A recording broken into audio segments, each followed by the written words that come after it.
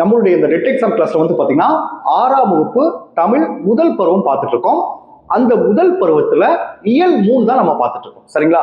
அந்த இயல் 3ல இன்னைக்கு நம்ம பார்க்க போற ஒரு பாடல் பகுதி வந்து பாத்தீங்கன்னா துன்பத்தை வெல்லும் கல்வி. சரிங்களா? பட்டுக்கோட்டை கல்யாண சுந்தரம் அவர்கள் எழுதிய ஒரு பாடல். அந்த பாடல் பகுதியை தான் இன்னைக்கு நம்ம பார்க்க போறோம். சரிங்களா? இப்ப இந்த பாடல் பகுதியிலிருந்து நான் உங்களுக்கு 1 மார்க் கொஸ்டின் வந்து நம்ம கிளாஸ்ல ஜாயின் எல்லாத்துக்கும் நான் அனுப்பிச்சிருப்பேன். அதாவது நான் பாடல் பகுதிக்கு உள்ள இருந்து எடுத்திருப்பேன். ஏன்னா டெட் எக்ஸாம் வந்து பாத்தீங்கன்னா கொஸ்டின் வந்து டைரக்டா இருக்காது, இன்டைரக்டா தான் கேட்பாங்க, புத்தகத்துக்குள்ள இருந்து தான் கேட்பாங்க.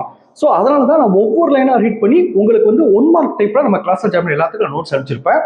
இப்போ இந்த கிளாஸை கவனிச்சுட்டு இதோட அடிப்படையை புரிஞ்சுட்டு அதுக்கு பிறகு அந்த 1 மார்க் கொஸ்டின் படிங்க, உங்களுக்கு ஈஸியா புரியும். சரிங்களா? இப்போ இந்த பாடப்பகுதி நடத்துறதுக்கு முன்னாடி நம்மளுடைய இந்த டெட் எக்ஸாம் கிளாஸ்ல புதுசா ஜாயின் பண்றதுக்கு நிறைய பேர் கால் பண்றாங்க. நீங்க எப்படி ஜாயின் பண்ணணும்னா என்னுடைய மொபைல் நம்பர் 9159084262 இந்த நம்பருக்கு நீங்க கால் பண்ணுங்க. நம்முடைய கிளாஸ்ல நீங்க எப்படி ஜாயின் பண்ணலாம் சொல்லி நான் உங்களுக்கு டீட்டெயிலா சொல்லிடுவேன். அதே மாதிரி புதுசா ஜாயின் பண்ணவங்களுக்கும் நான் இதுவரைக்கும் நடந்த அந்த பழைய கிளாஸ் நோட்ஸ் எல்லாமே அனுப்பிச்சு வச்சிருவேன். நான் அனுப்புற நோட்ஸ் வந்து பாத்தீங்கன்னா எல்லாமே 1 மார்க் டைப்ல தான் இருக்கும். நீங்க கிளாஸை கவனிச்சுட்டு படிங்க, உங்களுக்கு ஈஸியா இருக்கும். ஸோ ஜாயின் பண்ண விருப்பப்படுறவங்க என்னுடைய மொபைல் நம்பருக்கு கால் பண்ணி டீட்டெயிலா கேட்டு நம்முடைய கிளாஸ்ல நீங்க ஜாயின் பண்ணிக்கலாம். சரிங்களா? ஓகே, இப்போ வந்து பாத்தீங்கன்னா இந்த துன்பத்தை வெல்லும் கல்வி, இதுதான் இந்த பாடல் பகுதியோட தலைப்பு. இந்த இயல் 3 பொறுத்தளவுக்கு கல்வியை பத்தி தான் ஃபுல்லா இருக்கும். சரிங்களா? இப்ப இந்த பாடப்பகுதியை போறதுக்கு முன்னாடி ஒரு சில முக்கியமான விஷயம் நான் சொல்றேன். இந்த பட்டுக்கோட்டை கல்யாண சுந்தரம் நம்முடைய தமிழ் சினிமாவிலே சரி, நம்முடைய தமிழ்ல சரி, இவர் வந்து ஒரு மிக முக்கியமான ஒரு பாடலாசிரியர், ஒரு கவிஞர். சரிங்களா? இவர் தமிழ் சினிமாவில் வந்து பாத்தீங்கன்னா வெறும் 3 முதல் 4 ஆண்டுகள் மட்டும்தான் தமிழ் சினிமாவிலே பாடல் எழுதினாரு. சரிங்களா? 3 முதல் 4 ஆண்டுகள்.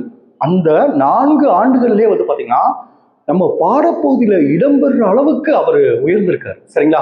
அப்போ யோசிச்சு பாருங்க, அவர் எழுதின ஒவ்வொரு பாடலும் நம்முடைய குழப்பங்களை நீக்கும், நம்முடைய மூட நம்பிக்கையை அகற்றும். அவ்வளவு அற்புதமான பாடல்கள்.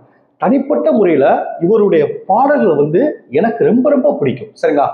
அது குறிப்பிட்டு எழுதின பாடல்கள் பாத்தீங்கன்னா இப்ப பாருங்க, இந்த தூங்காதே தம்பி தூங்காதே ஒரு பாடல் எழுதியிருப்பாரு. அதுல பாருங்க, நல்ல பொழுதையெல்லாம் தூங்கி கழித்தவர்கள் நாட்டை கெடுத்ததுடன் தானும் கெட்டான்னு சொல்லி ஒரு வார்த்தை கொடுக்குறாங்க. அவ்வளவு அற்புதமான வார்த்தை. சிலர் அல்லும் பகலும் கல்லா இருந்து கொண்டு அதிர்ஷ்டம் இல்லை என்று அலட்டி கொண்டா சொல்லுவாங்க. எந்த வேலையுமே செய்யாம எனக்கு அதிர்ஷ்டம் இல்லை, எனக்கு கஷ்டமா வருது அப்படின்னு சொல்லி எந்த ஒரு முயற்சியுமே எடுக்காம இருப்பாங்க. அவங்களுக்கும் அந்த அந்த ஒரு மூட நம்பிக்கை அகற்ற மாதிரி அந்த பாடல் இருக்கும். இன்னொரு அற்புதமான ஒரு இவர் பார்த்தீங்கன்னா, இந்த திருடனாய் பார்த்து திருந்தாவிட்டால் திருட்டை முடிக்க முடியாதுன்னு ஒரு வரி எழுதியிருப்பாரு. நல்லா யோசிச்சு பாருங்க. திருடன் தான் மனசை வச்சு நம்ம இந்த மாதிரி தவறு பண்ணக்கூடாது, அது எந்த தவறாலும் சரி, அவன் உணரும் போதுதான் அந்த தவறு முழுமையா நீக்கப்படும், அவன் முழுமையா திருந்துவான். எத்தனை சட்டங்கள், கடுமையான சட்டங்கள் போட்டாலும் திருடனாய் பார்த்து திருந்தாவிட்டால் திருட்டை ஒழிக்க முடியாது. ஒரே வார்த்தையில அவ்வளவு அற்புதமா எழுதியிருப்பாரு. இவருடைய ஒவ்வொரு பாடல்களையும் நீங்க கூகுள்ல வேணா சர்ச் பண்ணி பாருங்க. இவர் எழுதுற ஒவ்வொரு வரிகளுமே ஒரு பாடல் கூட ஏனோதரமா இருக்காது. ஒவ்வொரு பாடலும் அவ்வளவு அற்புதமான வரிகள், நம்மளை சிந்திக்க வைக்கிற வரிகள், நம்முடைய மூட நம்பிக்கை அகற்றக்கூடிய வரிகள், அவ்வளவு அற்புதமான வரிகள் இவர் எழுதியிருப்பாரு. சரிங்களா? இவர் வந்து பாத்தீங்கன்னா வெறும் 29 ஆண்டுகள் தான் உயிரோட இருந்தார். நான் இவரை பத்தி இவர் பாடல்கள் படிச்சுட்டு இவர் எப்படி இறந்தாருன்னு நான் ஃபர்ஸ்ட் யோசிக்கவே இல்லை. அப்புறம் தற்செயலா இவர் 29 வயதுல இறந்துட்டான்னு சொல்லி நான் கேள்விப்பட்டேன். சரிங்களா? 29 வயதுல இறந்துட்டார். இவ்வளவு திறமசாலி. 3 ஆண்டுகள் 4 ஆண்டுகள் மட்டுமே தமிழ் சினிமால இருந்து ஒரு பாடப்பகுதியில இடம்பெற அளவுக்கு. நீங்க வேணா பாருங்க, பெரிய சாதனை படிச்சவங்களாம் அந்த ஃபீல்டுல 10 வருஷம் 15 வருஷம் 20 வருஷம் இருந்திருப்பாங்க. அவங்க பாடப்பகுதியில இடம்பெறுவாங்க. ஆனா இவர் 3 ஆண்டு தான் இருந்திருக்காரு. ஆனா இவர் பாடப்பகுதியில இடம்பெறாருன்னு யோசிச்சு பாருங்க. சரிங்களா? இவர் வந்து பாத்தீங்கன்னா ஒற்றை தலைவலி வந்து அதிகமா இருந்திருக்கு. இவருக்கு அடிக்கடி ஒற்றை தலைவலி ரொம்ப அதிகமா இருந்திருக்கு. அதனால வந்து பாத்தீங்கன்னா இவருடைய மூக்கு பகுதியில வந்து ஒரு சின்ன ஆபரேஷன் பண்ணாரு. அந்த ஆபரேஷன்ல வந்து பாத்தீங்கன்னா ஆபரேஷன் பண்ணி கொஞ்ச நாள்ல மூளையில ரத்த கசிவு ஏற்பட்டு அந்த ரத்த கசிவு நிக்காம குறைந்த வயதிலே இறந்துட்டார். இவர் இறக்கும் போது தமிழ்நாடே வந்து பெரிய அதிர்ச்சிக்குள்ளாச்சு. ஏன்னா ஒண்ணுமே உடம்பு சரியில்லாத, எதுவுமே வெளியே தெரியல. கொஞ்சம் அவ்வளவு அற்புதமான எல்லா பாடல்களும் அற்புதமான பாடல்கள். 29 வயதுல இறந்துட்டார் சொல்லி அன்னைக்கு தமிழ்நாடே ஒரு பேர் அதிர்ச்சிக்குள்ளாச்சு. சரிங்களா? அந்த மூளைப்பகுதியில் ஒரு ஆபரேஷன் பண்ணாரு, மூக்கு பகுதியில. அதுல வந்து பாத்தீங்கன்னா மூளையில ரத்த கசிவு ஏற்பட்டு அந்த ரத்த கசிவு நிக்காம தான் இறந்தார். சரிங்களா? அதுக்கப்புறம் தான் இவரை பத்தி நான் சர்ச் பண்ண ஆரம்பிச்சேன். எப்படி இறந்தாரு, என்ன இது சர்ச் பண்ண ஆரம்பிச்சேன். சரிங்களா? ஸோ தனிப்பட்ட முறையிலும் எனக்கு ரொம்ப விருப்பமான ஒருவர். அவரு இந்த பாடல் பகுதியில சில விஷயம்லாம் சொல்லியிருக்காரு. அதை நான் உங்களுக்கு சொல்றேன். ஃபர்ஸ்ட் இவருடைய வாழ்க்கை குறிப்பை பத்தி, பட்டுக்கோட்டை கல்யாண சுந்தரருடைய வாழ்க்கை குறிப்பை பத்தி பார்ப்போம். சரிங்களா? இவருடைய பிறப்பு பாருங்க, ஏப்ரல் 13, 1930. பிறந்த ஊர் பார்த்தீங்கன்னா செங்கப்படுத்தான் காடு. இது வந்து பட்டுக்கோட்டை அருகில் இருக்கு, தஞ்சாவூர் மாவட்டம். சரிங்களா? பெற்றோர் வந்து அருணாச்சலனார் விசாலாட்சி அம்மாள். சிறப்பு பெயர், இவர் வந்து மக்கள் கவிஞர்னு சொல்லுவாங்க. இவருடைய ஆளுமை என்னன்னு பாத்தீங்கன்னா திரைப்பட பாடலாசிரியர், பொது உடைமை சிந்தனையாளர், நாடக நடிகர் வர. இவருடைய மறை வந்து பாத்தீங்கன்னா அக்டோபர் 8, 1959. தனது 29 வயதில் மரணம் அடைந்தார் அப்படின்னு சொல்லி கொடுத்திருக்காங்க. சரிங்களா? இவருடைய குறிப்பிட்ட சில புகழ்பெற்ற பாடல்கள் அப்படி பாத்தீங்கன்னா கல்வியின் சிறப்பு பத்தி இப்ப கொடுத்துருக்காங்க. பாத்தீங்கன்னா இந்த நம்ம பாடப்புத்தகத்துல ஏட்டில் படித்ததோடு இருந்து விடாதே, நீ ஏன் படித்தோம் என்பதை மறந்து விடாதே அப்படின்ற ஒரு பாடல். அதுதான் இன்னைக்கு இந்த பாடப்பகுதியில் கொடுத்துருக்காங்க. அதுதான் நடத்த போறேன். இன்னொன்று உழைப்பின் உயர்வை பத்தி சொல்லிப்பாரு. சின்னப்பையிலை செய்திகளடா, நீ ஆளும் வளரணும், அறிவும் வளரணும் சொல்லி ஒரு அற்புதமா வரிகளை கொடுத்திருப்பாரு. அடுத்து சமூக சிந்தனை பத்தி நான் சொன்ன மாதிரி இந்த தூங்காதே தம்பி தூங்காதே, சோம்பேறி என்ற பெயர் வாங்காது, இது சமூக சிந்தனை பற்றிய பாடல்கள்.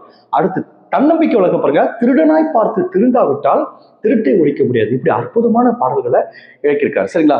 இவருடைய நினைவு சின்னங்கள் சிறப்புன்னு பார்த்தா, தமிழ்நாடு அரசு பட்டுக்கோட்டை கல்யாண சுந்தரம் அவர்களின் நூல் உரிமை தொகை வழங்கி நாட்டுடைமை ஆக்கியுள்ளது. சரிங்களா? என்ன பாருங்க, இவருடைய நினைவை போற்றும் வகையில் தஞ்சாவூர் மாவட்டம் பட்டுக்கோட்டையில் தமிழக அரசால் பட்டுக்கோட்டை கல்யாண சுந்தரம் மணிமண்டபம் கட்டப்பட்டுள்ளது சொல்றாங்க. சரிங்களா? ஒரு முக்கியமா பாருங்க, 29 ஆண்டுகளே வாழ்ந்த போதிலும் தனது கூர்மையான எளிய தமிழ் பாடல்கள் மூலம் கோடிக்கணக்கான மக்களின் மனங்களில் இன்றளவும் வாழ்பவர் மக்கள் கவிஞர் பட்டுக்கோட்டை கல்யாண சுந்தரனார் அப்படின்னு சொல்றாரு. சரிங்களா? ஓகே, இப்போ நம்ம தான் மெயின் பாடப்பகுதிக்கிறோம். இவர் இந்த பாடப்பகுதியில் என்ன கூற வர்றாரு அப்படின்னு பார்த்தீங்கன்னா, நீ எவ்வளவு பெரிய படிப்பை படித்திருந்தாலும், நீ எவ்வளவுனா படிச்சிருக்கோ, அதை செயலில் காட்டாவிட்டால், அந்த படித்துள்ள கருத்துக்களை நீ செயலில் காட்டாவிட்டால் அந்த படிப்பினால் எந்த பயனும் இல்லை. அது ஏற்று சுரக்காய் கறிக்கு உதவ சொல்ல பார்த்தீங்களா, அந்த மாதிரிதான். அதே மாதிரி சமுதாயத்துக்கு தீங்கு விளைவித்து நல்லவர்கள் உன்னை தூட்டும் நிலைக்கு ஆளாகி விடாதே அப்படின்னு சொல்றாரு. சரிங்களா? இந்த பாடல் பகுதியுடைய முக்கிய கருத்து என்ன? கல்வி என்பது வெறும் மதிப்பெண்களுக்கோ வேலை வாய்ப்பிற்கோ மட்டும் பயன்படுவது அல்ல. வெறும் மதிப்பெண்ணுக்கு வேலை வாய்ப்புக்கு மட்டும் பயன்படுவது கிடையாது. அது மனிதனை நல்வழிப்படுத்தவும் சமூக பொறுப்புள்ள குடிமகனாக மாற்ற வேண்டும் என்பதே இப்பாடல் பகுதியின் முக்கிய கருத்தாகும் அப்படின்னு சொல்றாரு. சரிங்களா? இப்பதான் இந்த பாடல் பகுதிக்கு வர்றோம். இந்த பாடல் பகுதியில ஃபர்ஸ்ட் 4 லைனை பாருங்க. ஏட்டில் படித்ததோடு இருந்து விடாதே, நீ ஏன் படித்தோம் என்பதை மறந்து விடாதே, நாட்டின் நெறி தவறி நடந்து விடாதே, நம் நல்லவர்கள் தூட்டும்படி வளர்ந்து விடாதே அப்படின்னு சொல்றாரு. அதை பாருங்க, ஃபர்ஸ்ட் வரியை பாருங்க, ஃபர்ஸ்ட் 2 வரியை பாருங்க. ஏட்டில் படித்ததோடு இருந்து விடாதே, நீ ஏன் படித்தோம் என்பதை மறந்து விடாதே. நம்ம எதுக்காக படிச்சோன்னு மறந்துடாத சொல்றாரு. இதுல பொருள் என்னன்னா, புத்தகங்களில் இருக்கும் கருத்துக்களை படிப்பதோடு நம் கடமை முடிந்து விடுவதில்லை. அதைத்தான் சொல்றோம். அதுதான் எப்பயுமே நீ ஒரு பாடப்பகுதியை படிச்சா கூட அதை நம்ம தெரிஞ்சுக்கிறணும், நம்ம அறிவை வளர்த்துக்கிறணும், படிக்கணும். தேர்வுக்காக மைண்ட்ல வச்சு படிக்கக்கூடாது அப்படின்னு சொல்லி அதுதான் இதை சொல்றாங்க. புத்தகங்களில் இருக்கும் கருத்துக்களை படிப்பதோடு நம் கடமை முடிந்து விடுவதில்லை. அந்த படிப்பின் நோக்கம் என்ன, அதை வைத்து சமுதாயத்திற்கு என்ன செய்ய போகிறோம் என்பதை எக்காலத்திலும் மறக்கக்கூடாதுன்னு சொல்லி அந்த 2 லைன் சொல்றாரு. அடுத்த 2 லைனை பாருங்க. நாட்டின் நெறி தவறி நடந்து விடாதே, நம் நல்லவர்கள் தூட்டும்படி வாழ்ந்து விடாதே அப்படின்னு சொல்றாரு. முதல் 4 லைன்ல பாருங்க, ஏட்டில் படித்ததோடு இருந்து விடாதே, நீ ஏன் படித்தோம் என்பதை மறந்து விடாதே, நாட்டின் நெறி தவறி நடந்து விடாதே, நம் நல்லவர்கள் தூட்டும்படி வாழ்ந்து விடாதே. அந்த லாஸ்ட் லைன் பாருங்க, நாட்டின் நெறி தவறி நடந்து விடாதே, நம் நல்லவர்கள் தூட்டும்படி வாழ்ந்து விடாதே சொல்றாரு. இதோட பொருள் என்ன? நம் நாட்டின் சிறந்த பண்பாடுகளையும் சட்டம் மற்றும் அறநெறிகளையும் மீறி நடக்கக்கூடாது. நம்மளுடைய நாட்டுடைய சட்டங்களுக்கு மீறி நடக்கக்கூடாது சொல்றாரு. சான்றோர்களும் நல்லவர்களும் நம்மை பார்த்து குறை சொல்லும், சான்றோர்களும் நல்லவர்களும் நம்மை பார்த்து குறை சொல்லும் அளவிற்கு தவறான வழியில் வளரக்கூடாது. அப்ப அதைத்தான் நான் சொல்றேன்னா, நாட்டின் நெறிதவறி நடந்து விடாதே, நம் நல்லவர்கள் தூட்டுபடி வாழ்ந்து விடாதேன்னு சொல்றாரு. இதுதான் ஃபர்ஸ்ட் லைன்ல 4 லைன். அடுத்த 4 லைன் பாருங்க.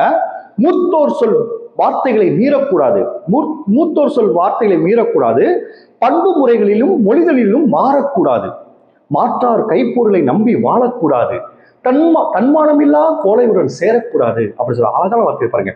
மூத்தோர் சொல் வார்த்தைகளை மீறக்கூடாது. நிறைய பேர் சொல்லி கேள்விப்பட்டிருக்கோம்.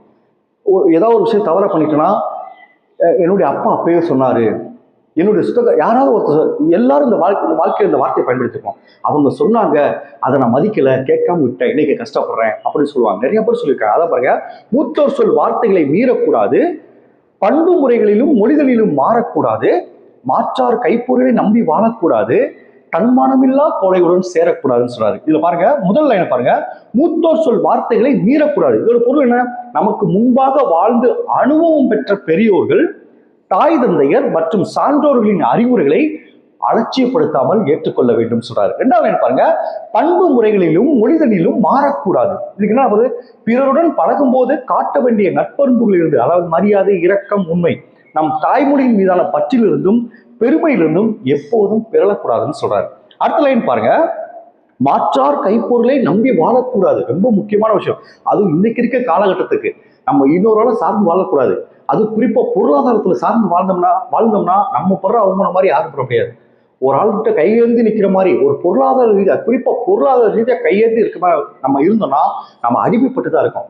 ஏகப்பட்ட அவமானங்கள் நம்ம சந்திப்போம். அதைத்தான் என்னைக்குமே நான் சொல்லுவேன், கல்வி அறிவுக்கு இணையானது பொருளாதார அறிவு அப்படின்னு நான் சொல்லுவேன். இதை பாருங்க, மற்றவர்களின் உழைப்பையோ அல்லது பிறர் தரும் பொருளையோ எதிர்பார்த்து வாழாமல் சுய உழைப்பையும் தன்னம்பிக்கையும் நம்பி வாழ வேண்டும் சொல்றாரு. அடுத்த லைன் பாருங்க, தன்மானமில்லா கோழையுடன் சேரக்கூடாதுன்னு சொல்றாங்க. அதுக்கு என்ன பொருள்? சுயமரியாதை இல்லாதவர்களுடனும் தவறுகளை கண்டு அஞ்சி ஒதுங்கும் கோழைகளுடனும், தவறுகளை கண்டு, முக்கியமா சொல்றாங்க, தவறுகளை கண்டு அஞ்சி ஒதுங்கும் கோழைகளுடனும் நட்பு கொள்ளக்கூடாதுன்னு சொல்றாரு. ஏனெனில் அவர்களின் குணம் நம்மையும் பாதிக்கும். அதான் சொல்றாங்க, தன்மானமில்லா கோழைகளுடன் சேரக்கூடாதுன்னு சொல்றாரு. சுயமரியாதை இல்லாதவர்களுடனும் தவறுகளை கண்டு அஞ்சு ஒதுங்கும் கோழைகளுடனும் நட்பு கொள்ளக்கூடாது, ஏனெனில் அவர்களின் குணம் நம்மையும் பாதிக்கும் சொல்றாரு. சரிங்களா? அடுத்த 4 லைன் பாருங்க, துன்பத்தை வெல்லும் கல்வி கற்றிட வேண்டும், நீ சோம்பலை கொள்ளும் திறன் பெற்றிட வேண்டும். முக்கியமான விஷயம், நீ சோம்பலை கொள்ளும் திறன் பெற்றிட வேண்டும் சொல்றாரு. வம்பு செய்யும் குணம் இருந்தால் விட்டிட வேண்டும், அறிவு வளர்ச்சியிலே வான்முகத்தை தொட்டிட வேண்டும் சொல்றாரு. இதுல பாருங்க, முதல்ல என்ன பாருங்க, துன்பத்தை வெல்லும் கல்வி கற்றிட வேண்டும். அது பொருள் பாருங்க, நமக்கு வரும் வறுமை, தோல்வி, ஏமாற்றம், பாருங்க, வறுமை, தோல்வி, ஏமாற்றம் போன்ற துன்பங்களை கண்டு அஞ்சாமல் அவற்றை முறியடித்து வெல்லக்கூடிய பகுத்தறிவு சிந்தனையையும் தன்னம்பிக்கையையும் தரும் கல்வியை கற்க வேண்டும் சொல்றாரு. அடுத்த லைன் பாருங்க, நீ சோம்பலை கொள்ளும் திறனும் பெற்றிட வேண்டும். இது முக்கியமான விஷயம். நிறைய பேர் வெளியிருந்து வர தடங்களை விட நம்முடைய சோம்பேறித்தனத்தால தான் நல்ல வேலைகள்லாம் தூக்கியிருக்காங்க சொல்றாங்க. நல்ல பொழுதையெல்லாம் தூங்கி கெடுத்தவர்கள் நாட்டை கெடுத்ததுடன் தானும் கிட்டார் சொல்லிப்பாரு. சிலர் அல்லும் பகலும் கல்லா இருந்து கொண்டு அதிர்ஷ்டம் சொல்லிப்பாரு. அப்புறம் பாருங்க, சிலர் தூங்குறதுனால சில பொன்னான வேலைகள்லாம் சும்மா கிடக்கு, நல்ல அற்புதமான வேலைகள்லாம் சும்மா கிடக்குன்னு சொல்றாரு. தூங்குறதுனால, அந்த தூங்குறது அப்படிங்கிற விஷயத்தை சோம்பேறித்தனத்தை தான் சொல்றாரு. அதான் பாருங்க, மனிதனின் மிகப்பெரிய எதிரி சோம்பல். நாளை பார்த்து கொள்ளலாம் என்ற எண்ணத்தை அழித்து சுறுசுறுப்புடனும் விடாமுயற்சியுடனும் செயல்படும் ஆற்றலை வளர்த்துக் கொள்ள வேண்டும் சொல்றாரு. அடுத்த என்ன சொல்றாங்கன்னா, வம்பு செய்யும் குணம் இருந்தால் விட்டுட வேண்டும். ஏதாவது வம்புக்குனே யார்ட்டாவது குறை சொல்றது, வம்புக்குனே வெளியே போறது. அர்த்தம் சொல்ல பாருங்க, தேவையில்லாமல் பிறருடன் வீண் தகராறு செய்வதும் பிறர் விஷயங்களில் தேவையின்றி தலையிட்டு வம்பு வளர்ப்பதும் மன அமைதியை கெடுக்கும். அந்த தீய பழக்கத்தை முற்றிலும் கைவிட வேண்டும் சொல்றாரு. அடுத்த லைன் பாருங்க, அறிவு வளர்ச்சியிலே வான்முகத்தை தொட்டிட வேண்டும் சொல்றாரு. தேவையற்ற விஷயங்களில் கவனத்தை சிதறடிக்காமல் நற்கருத்துக்களையும் அறிவையும் வளர்த்து கொண்டு வானத்தின் உயரத்தை எட்டும் அளவுக்கு துறையில் சாதனை புரிய வேண்டும் சொல்றாரு. அடுத்து லாஸ்ட் 4 லைனை பாருங்க, வெற்றி மேல் வெற்றி வர, விருது வர, பெருமை வர, மேதைகள் சொன்னது போல் விளங்கிட வேண்டும். பாருங்க, வெற்றி மேல் வெற்றி வர, விருது வர, பெருமை வர, மேதைகள் சொன்னது போல் விளங்கிட வேண்டும், பெற்ற தாயின் புகழும் நீ பிறந்த மண்ணின் புகழும் பற்றாமல் உன்னோடு வாழ்ந்திட வேண்டும் சொல்றாரு. அற்புதமான வரிகள் பாருங்க. இதுல ஃபர்ஸ்ட் 2 லைன் பாருங்க, வெற்றி மேல் வெற்றி வர, விருது வர, பெருமை வர, மேதைகள் சொன்னது போல் விளங்கிட வேண்டும் அப்படின்னா, நாம் செய்யும் நல்ல காரியங்களால் தொடர் வெற்றிகளும் அதற்குரிய விருதுகளும் சமூகத்தில் பெருமையும் நம்மை தேடி வர வேண்டும். அந்த உயர்வை பெற உலக சான்றோர்களும் அறிஞர்களும் காட்டிய நல்வழியில் வாழ்ந்து காட்ட வேண்டும் சொல்றாங்க.